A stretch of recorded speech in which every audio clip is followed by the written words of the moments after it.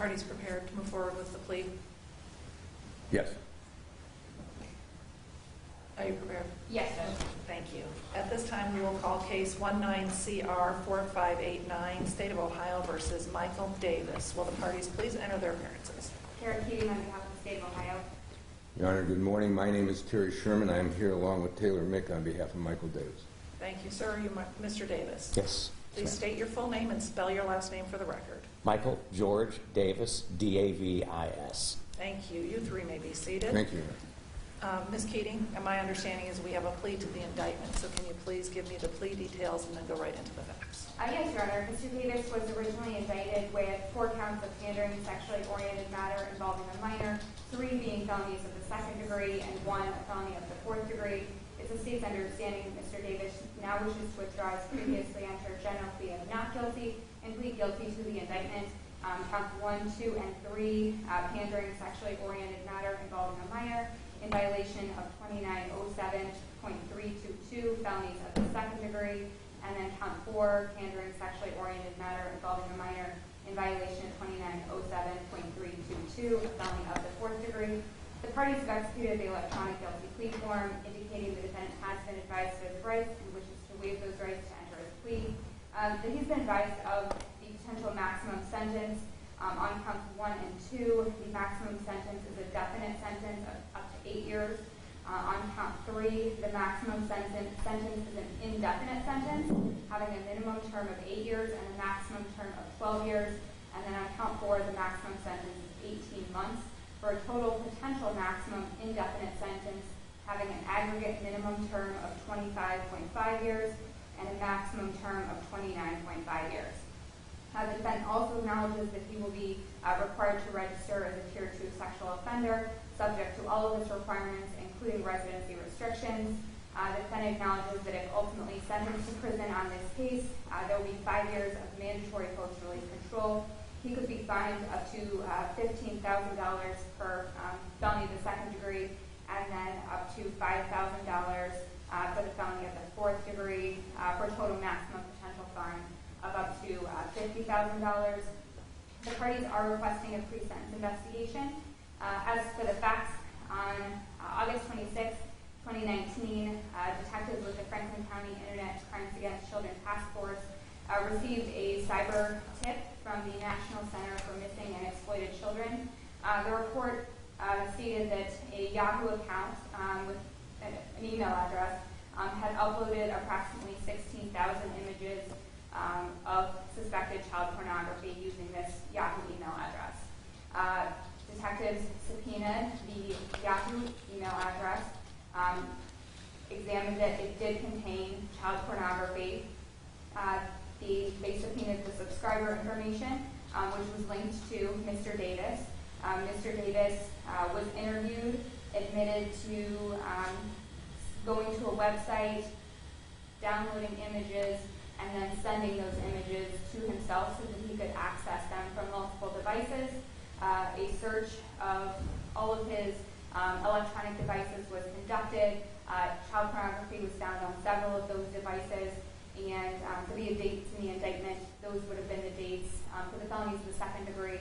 Those were dates that he specifically downloaded and emailed images to himself that were child pornography. And then for the felony of the 4th degree, that is the possession of child pornography during the date executed in the search warrant. This all occurred in Franklin County, Ohio. Thank you. Will the defense please rise? Counsel, is that your understanding of the plea agreement? It is, Your Honor. And any exceptions to the statement of facts? No.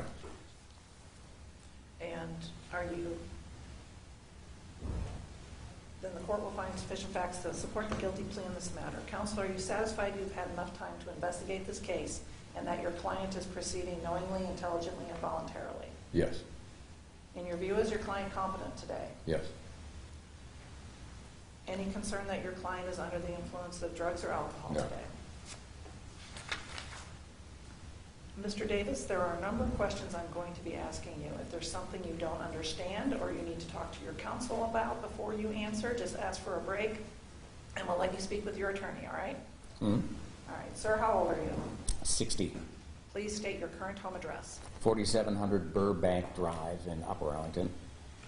And have you ever served in the military? No. Are you a citizen of the United States? Yes. How far did you go in school? Postgraduate.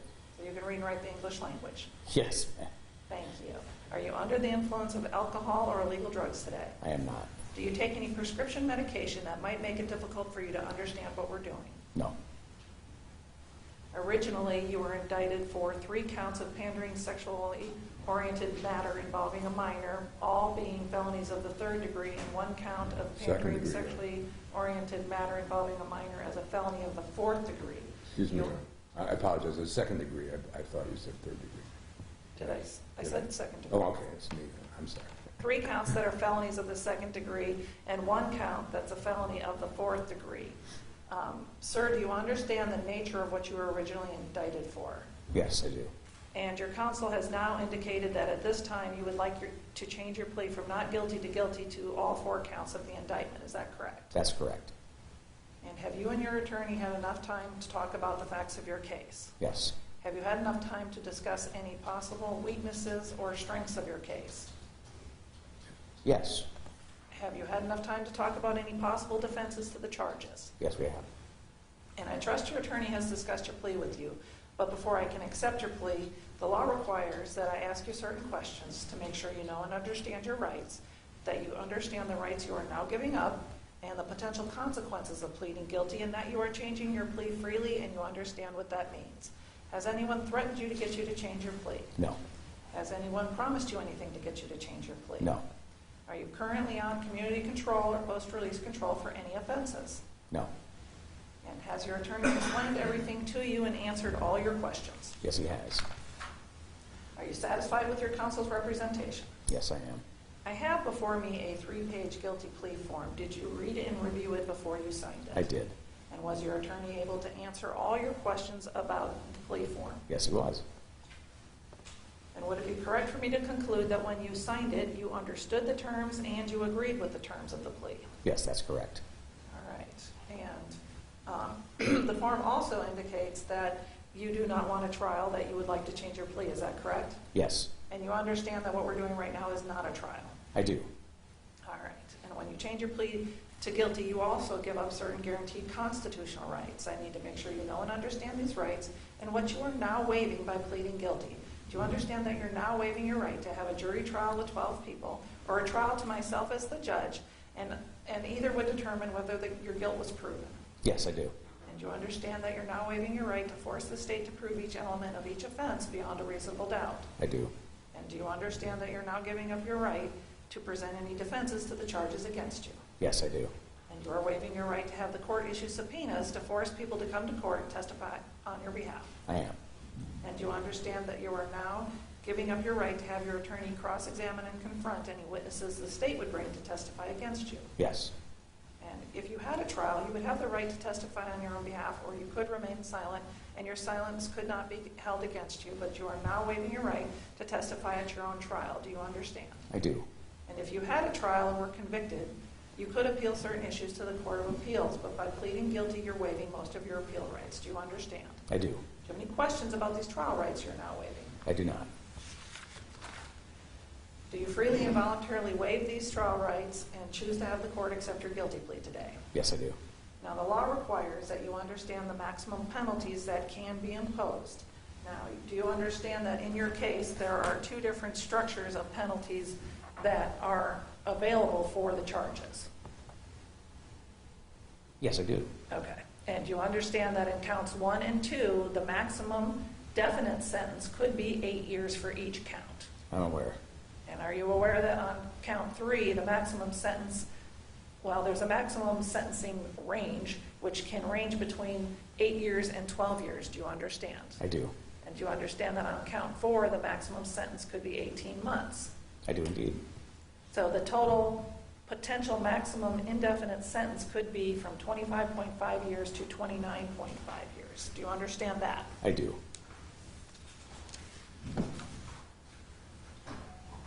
And do you also understand that you are now pleading guilty to what is considered a sex offense? Yes, I do. And you understand that as a sexual offender, you may not reside within 1,000 feet of any school premises? Yes, I do. Do You also understand that you will be required to register your residence, place of employment, the school you are attending, and any place that you are attaining higher education in person with the sheriff of the county in which you establish residency. Yes. Yes, I do. You understand that you'll be required to file a notice of intent to reside. Yes. And after the initial registration, you'll be required to periodically verify your residence in person at the sheriff's office. I do. And you understand that if you change your address, your school, your employment, or your place of higher education, you will be required to notify the sheriff and register the new information. Yes. And you understand that you'll be required to fulfill these requirements for a period of time. I do.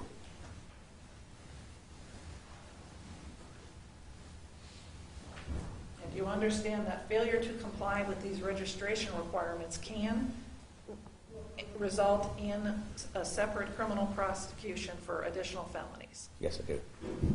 Thank you.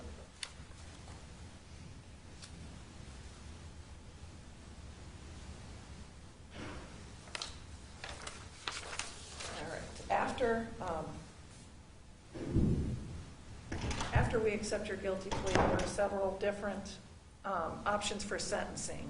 You could be placed on community control, which means that there is conditions would be set on your behavior, and if you violate those terms and conditions, you would be brought back before me, and you could receive additional sanctions.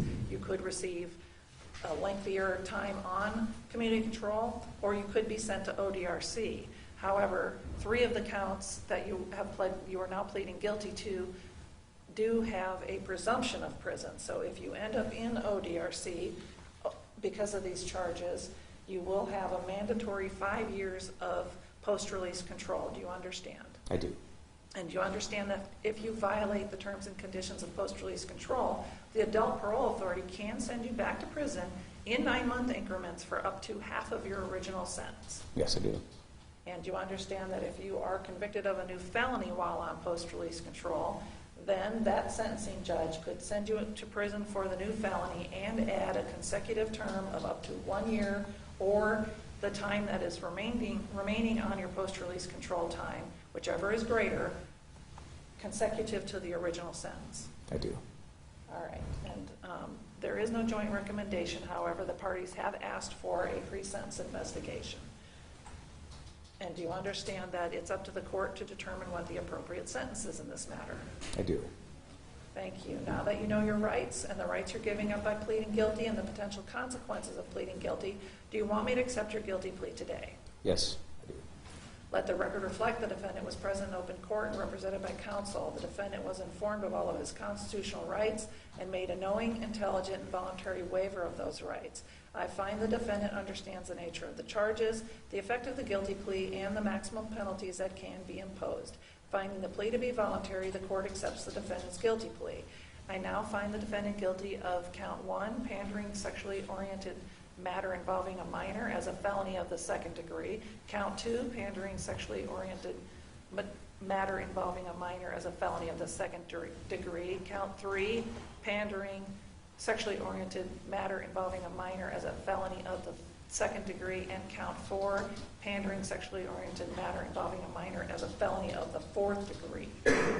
At this time, the court will order a PSI to be had. Are there any other requests from the state? Not from the state judge. On behalf of your client. Your Honor, on behalf of Mr. Davis, I am requesting that he be screened for CBCF River City. I filed a memorandum in support of that request. All right. At this time, we will also order the screen for CBCF River City. We will also order a stop assessment to be completed during this during the pre-sentence phase, and that will be at the expense of the defendant. We will schedule a sentencing date of March 25th of 2020 at 11:30 a.m. Does that time work for counsel? Yes, Judge. Yes, Your Honor. All right. Thank you. Anything else from the state? No, Judge. Anything else from defense? No, but thank you. Thank you.